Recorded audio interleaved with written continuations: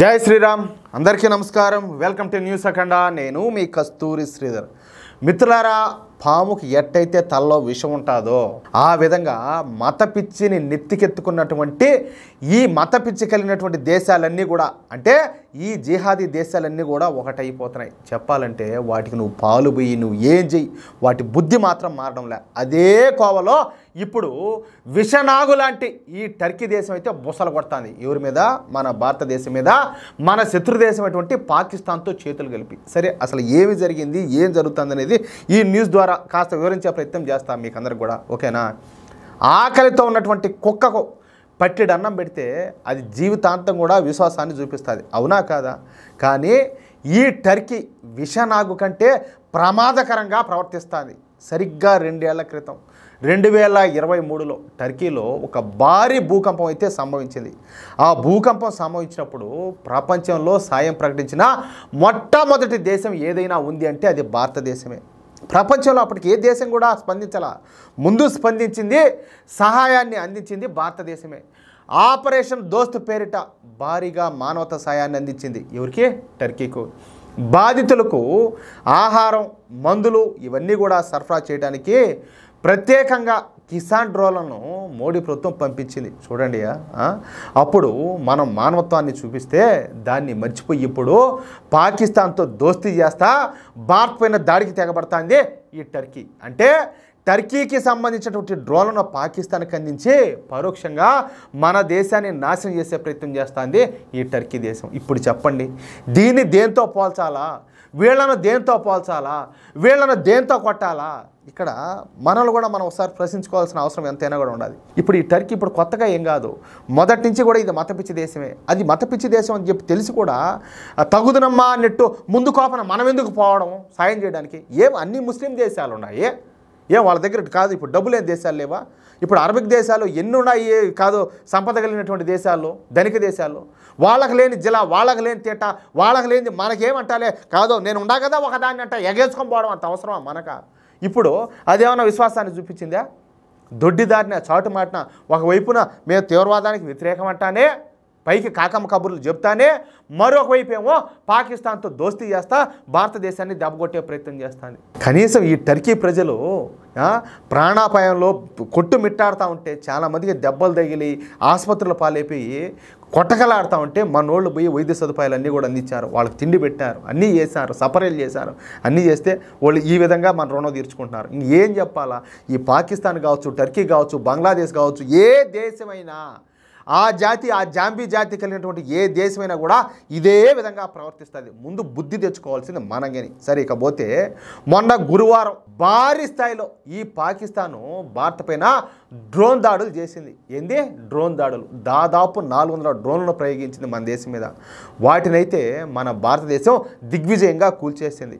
ఆ శకలాలను ఫోరెన్సిక్ నిపుణులు పరీక్షించారు. సరే, ఇది ఎట్లా తయారు చేశారు, ఏ దేశానికి సంబంధించి అంటే ఇటు కథ ఏందని చెప్పేసి మనోళ్ళు వాటిని టెస్ట్ చేస్తే అవన్నీ కూడా టర్కీకి చెందినటువంటి అసిస్ గార్డ్ సోనగర్ డ్రోన్లుగా ధృవీకరించారు. టర్కీ అధ్యక్షుడు ఎర్డోగాన్కు తొలి నుంచి కూడా మన భారతదేశం అంటే విపరీతమైన ద్వేషం. వీడు అసలు మత పిచ్చి కుక్కీడు. పిచ్చి కుక్కన్న నయమే వీడికంటే, అంత మత పిచ్చి వీడికి మొదటి నుంచి కూడా భారత్ అంటే ద్వేషమే. మరి ఆ విషయం మోడీ ప్రభుత్వానికి తెలీదా? మోడీ గారికి తెలీదా? మరి అంత తెలిసి వాళ్ళకెందుకు సపోర్ట్ చేయడము? మంచితనానికైనా కూడా హద్దు అనేది ఉంటుంది కదా, హద్దు అనేది ఉంటుంది కదా అంటాలే. ఆ విషయాన్ని వీడు ఈ ఎర్డోగాను అనేక సందర్భాల్లో బహిరంగంగానే వ్యక్తం చేశాడు. దీన్నే భారత్ మీద ఉన్నటువంటి ద్వేషాన్ని, హిందూ ద్వేషాన్ని. అయితే పెహల్గాంలో ఈ ఉగ్రదాడి జరిగిన తర్వాత ప్రపంచం అంతా కూడా ఈ ఉగ్రవాదుల చర్యను ఖండిస్తున్న సమయంలో ఈ పాకిస్తాన్ ప్రధాని షెహబాజ్ షరీఫ్ను ఈ ఎర్డోగాన్ కలిసినాడు. అప్పయ్య ఆ దేశానికి ఒత్తాసు పలికినాడు. కొన్ని రోజులు అయితే నాటకాలు ఆడారు. అమ్మ మేమేట సపోర్ట్ చేస్తాం, వాళ్ళు చేసిన తప్పు కదా ఈ ఉగ్రవాదము అది ఇది అని చెప్పేసి. అంతా డ్రామా. పెహల్గాం ఉగ్రదాడిని ఖండించలేదు సరికదా, మృతి చెందినటువంటి పర్యాటకుల కుటుంబాలకు సానుభూతి కూడా వ్యక్తం చేయడానికి వాడైతే ఇష్టపడలా. దాన్ని బట్టి మీరు అర్థం చేసుకోండి వాడెంతటి ఉగ్రవాదం. పెహల్గాం ఉగ్రదాడి జరగగానే ఈ పాకిస్తాన్ పైన భారత్ దాడి చేస్తుందని చెప్పేసి టర్కీ ముందుగానే ఊహించింది. ప్రపంచమంతా భారతదేశానికి సంఘీభావం తెలుపుతున్నటువంటి సమయంలో 6 సైనిక విమానాల్లో పాకిస్తాన్కు ఆయుధాలను ఈ ఎర్డోగాన్ ప్రభుత్వం అయితే పంపించింది. ఈ టర్కీకి చెందినటువంటి C-130E హెర్క్యులస్ విమానం గత నెల 28వ తేదీన పాకిస్తాన్లో దిగిన విషయాన్ని అంతర్జాతీయ గగనతల నిఘా సంస్థలు కూడా గుర్తించినాయి. అయితే ఇంధనం ఫ్యూయల్ నింపుకునేందుకు తమ యుద్ధ విమానం దిగిందని చెప్పేసి ప్రకటననిచ్చి ఈ టర్కీ తప్పించుకునే ప్రయత్నం చేసింది. కానీ ఇప్పుడు ఏమైంది, వాళ్ళ బండారం అయితే బయటపడిపోయింది. ముందు సిగ్గు తెచ్చుకోవాల్సింది మనము. నేను 100 సార్లు చెప్తే ఈ మాట తప్పంటే అది ఏదైనా కూడా తప్పే. వాడి శత్రువు అని చెప్పి తెలిసి కూడా వాడు మన నాశనాన్ని మన వినాశనాన్ని కోరుకుంటాడని చెప్పి తెలిసి కూడా వాడికి ఎందుకే సాయం చేయడము. అయితే తర్వాత ఓ యుద్ధ నౌకను కూడా కరాచీ నౌకాశ్రయానికి పంపించింది ఈ టర్కీ. ఇప్పుడు ఆ ఆయుధాలనే ఈ పాకిస్తాను మన భారతదేశం పైన ప్రయోగిస్తుంది. పెహల్గామ్ దాడి జరిగిన తర్వాత ముస్లిం దేశాల్లో ఈ టర్కీ అజర్బైజాన్ మాత్రమే పాకిస్తాన్కు బహిరంగంగా మద్దతునిస్తా ప్రకటనలు ఇచ్చాయి. ఇంక చూడండి ఇంకేం చెప్పాలను. ఈ అజర్బైజాన్ కూడా ఆ దేశమే, జాంబిల్ దేశమే. కాశ్మీర్ అంశంలో గతంలో కూడా ఈ ఎర్డోగాన్ పాకిస్తాన్కు మద్దతుగా అనేక సార్లు అంతర్జాతీయ వేదికలపైన బహిరంగంగానే భారత్ పైన విమర్శలు గుప్పించాడు. ఏం చెప్పాలా, ఇప్పటికైనా మనం బుద్ధి తెచ్చుకోకపోతే మనకు భవిష్యత్తు అనేది ఉంటుందా మీరు ఒకసారి ఆలోచించండి. ఖచ్చితంగా ప్రతి ఒక్కరు కూడా ఆత్మపరిశీలన చేసుకోవాల్సిన సమయం ఇది.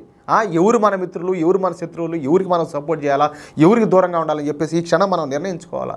ఈరోజు మీరంతా కూడా చూస్తూనే ఉన్నారు, సోషల్ మీడియా వేదికగా ఈ సెక్యులర్ ముసుగు కప్పుకున్నటువంటి హిందూ ద్వేషులు, భారత వ్యతిరేకులు, అదేవిధంగా హిందూ వ్యతిరేకులు అందరూ కూడా ఈరోజు పాకిస్తాన్కు ప్రత్యక్షంగా కొంతమంది, పరోక్షంగా కొంతమంది మద్దతు తెలుపుతున్నారు. ఇప్పటికే మన ఆలోచనల్లో మార్పు రాకపోతే ఇంకా మనకు దిక్కెవరు, మనకు భవిష్యత్తు ఆడుంటుంది. మళ్ళీ మనం బానిసలుగా మారిపోమా, లేకపోతే వాళ్ళ చేతల్లో కుక్క సాగుమా, ఈ మత పిచ్చి కుక్కల చేతల్లో కాట్లుగా మనం చీల్చి చంపరా. ఒకసారి ఆలోచించుకోవాల్సిన సమయం ఇది ప్రతి ఒక్కరు కూడా. ఏం చెప్పాలి, నేను నా ఆవేదన మీతో ఎట్ట పంచుకోవాలో, ఎట్ట చెబితే నలుగురి ఆలోచనలో మార్పు వస్తుందో నాకు దిక్కు తెలియడం లే. అది విషయం. అయితే మిత్రులారా, నా ఆవేదన మీకు ఏ మాత్రం అర్థమవుతా ఉన్నా కూడా ఈ న్యూస్ నలుగురికి షేర్ చేయండి.